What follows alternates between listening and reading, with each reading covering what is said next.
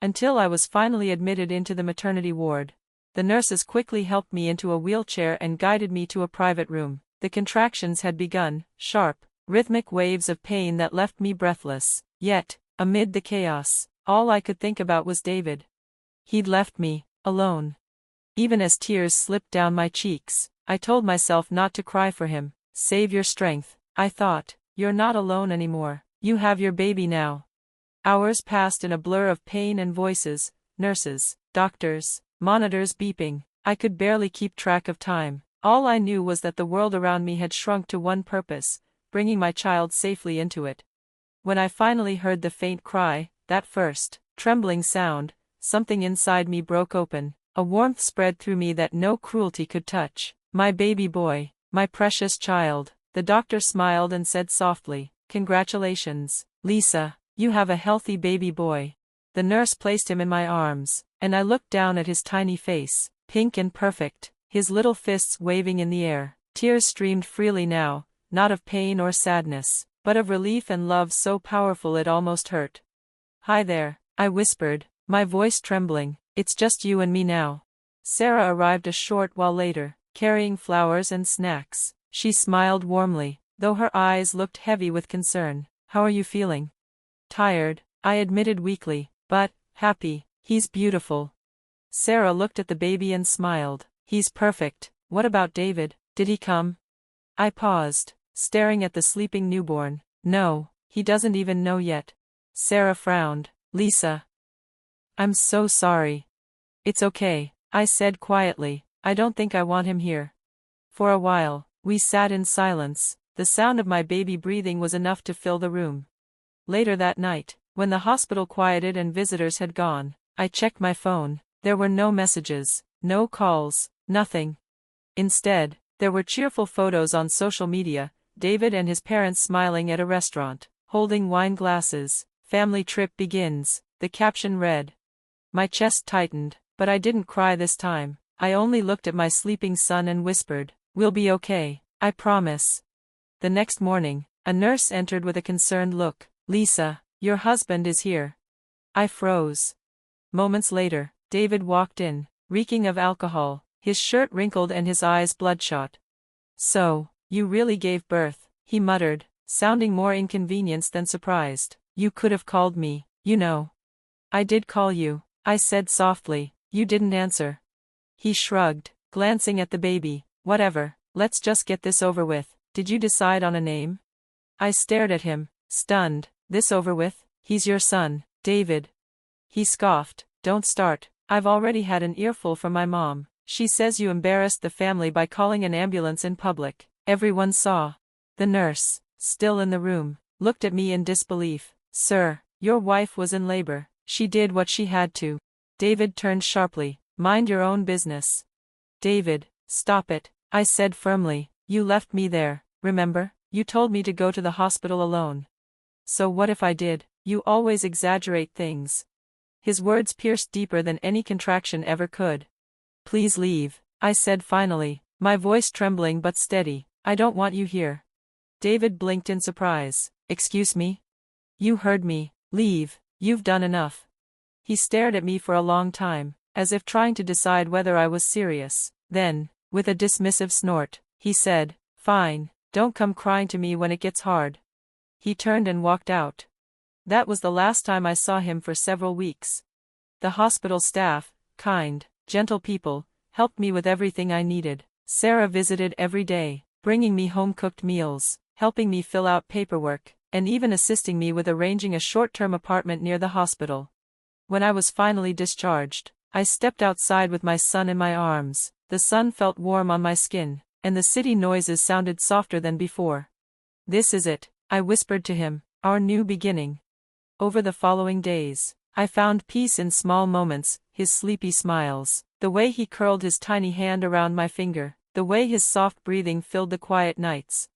I started writing again, updating my blog, but now, instead of recipes or sunsets, I wrote about motherhood, courage, and finding strength when you least expect it. My readers, some of whom were mothers themselves, left heartfelt comments. They told me I wasn't alone.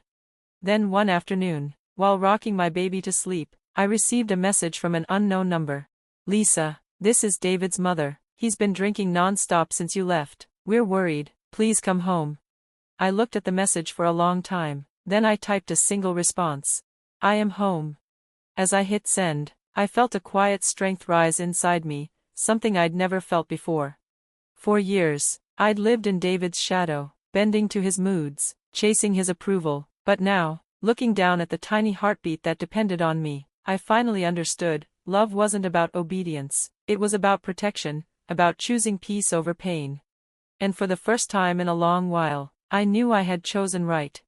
Because from that moment on, my life, our life, truly began. I was taken to my room.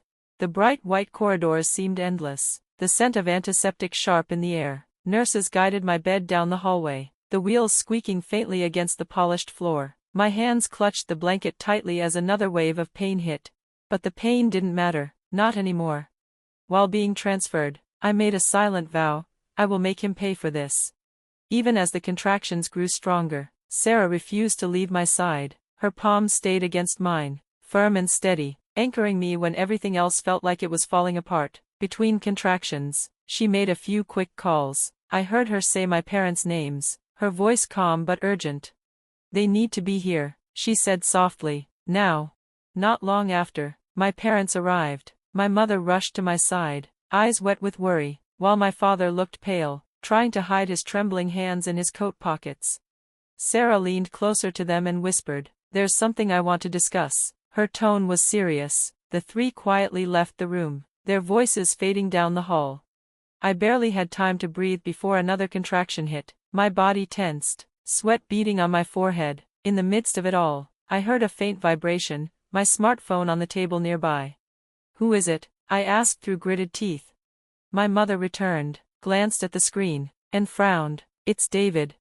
Even after everything, part of me still hoped he'd changed his mind, that maybe, somehow, he cared. I took the call, my fingers trembling. "Help me," David's voice came through, panicked, desperate. For a second, I was too stunned to respond. Then I realized, he wasn't calling because he cared about me, he was calling because something had gone wrong for him. I was in no condition, or mood, to entertain his panic. Without a word, I ended the call. My mother quickly turned off my phone, shaking her head in disgust. "He doesn't deserve even a second of your strength," she said softly. Hours later, as my labor intensified, I was moved to the delivery room. The world blurred into pain, light, and the rhythmic instructions of doctors and nurses. I screamed, pushed, and clung to the thought of the life waiting to meet me. And then, through the chaos, I heard it, a sharp, fragile cry. My baby's first sound. Tears streamed down my face as relief washed through me. My vision blurred, but I could still see Sarah and my parents smiling, the warmth in their eyes saying everything words couldn't. When I finally drifted into sleep, I dreamed of peace.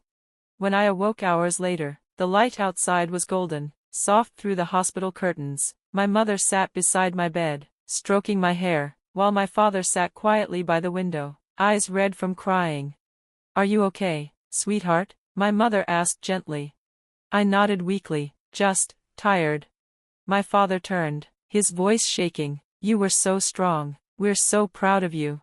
My mother smiled, squeezing his hand. "The postpartum period can be exhausting, but you did wonderfully." Their quiet affection made me smile. For once, everything felt calm. "How's the baby?" I asked. "He's fine," my father said. "They're just running a few tests, but you'll have him back soon." I looked around the room, realizing Sarah wasn't there. My mother noticed and said, "She left a little while ago, dear." She looked tired too. I nodded, overwhelmed with gratitude. Had Sarah not been there, I didn't want to imagine what might have happened. When I turned on my phone, hundreds of missed calls filled the screen, all from David. I stared at the list for a moment, then closed it without hesitation. A few hours later, one of my close friends stopped by. She hugged me tightly and congratulated me, but when I told her about what had happened with David, her smile faded. "He left you alone during labor?" she asked, horrified. "Lisa, that's unforgivable. If I ever see him again." She stopped, shaking her head. "No, you need peace, not more chaos. Just rest now, okay?" I smiled faintly. Thank you. When she left, my parents approached me, their expressions serious. Lisa, my father said gently, Sarah told us everything. What are you planning to do next? I looked down at my hands, at the wedding ring that suddenly felt heavier than iron. I'm going to divorce him, I said quietly. My parents exchanged a look, then both nodded.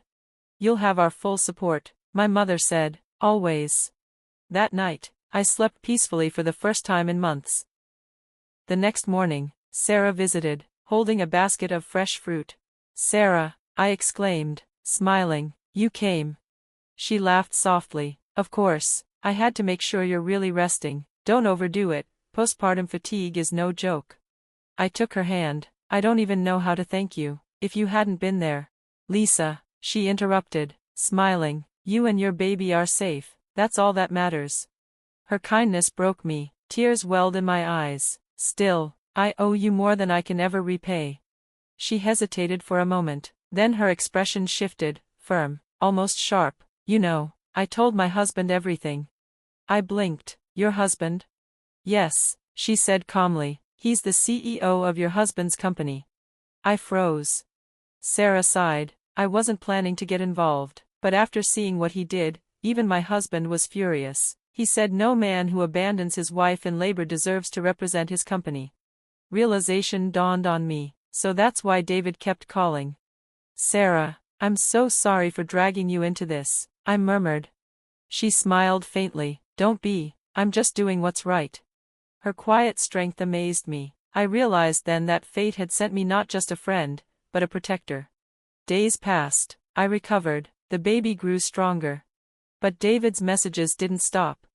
Then one afternoon, a friend came rushing into my hospital room. Lisa, you need to see this. She showed me her phone, a video posted online that had gone viral. In the clip, blurred for privacy, a pregnant woman stood crying on the sidewalk while a man, my husband, shouted at her before driving off. The caption read, "This poor woman was left behind by her husband while in labor. She deserves better." The internet had done its work. Comments flooded in, condemning David's cruelty. Within hours, his name, his face, and even his company were trending. When my friend told me that people had recognized him, my heart raced. It's everywhere. She nodded. It's karma, Lisa, pure karma. Soon after, my mother-in-law called, over and over. Lisa, please answer, we can fix this. I didn't answer. I didn't need to. The silence said enough. Even the hospital staff, aware of the viral story, became extra protective. When David tried to visit, the security team, arranged by Sarah's husband, blocked him at the entrance. On the day of my discharge, I worried he might show up again. My parents reassured me, but my heart pounded anyway. As I stepped outside, I heard a familiar voice shouting, "Lisa!" It was David, and his parents.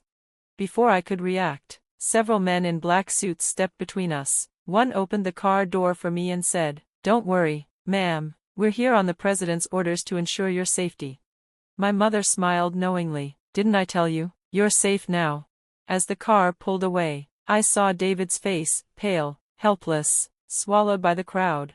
For the first time, I didn't feel fear, only peace. The following weeks were filled with quiet days and baby laughter, but David's family didn't stop. They called, demanding, pleading, accusing. Finally, I decided to act. With my father's help, I hired a lawyer. When the lawyer contacted David, he refused to cooperate. "We'll handle our marriage ourselves," he snapped. The lawyer simply replied, "From now on, all communication goes through me." When the threat of court was mentioned, David's confidence crumbled. He eventually agreed to the divorce, though not without bitterness. "I don't care about the child, don't expect a cent," he said coldly. The lawyer documented every word.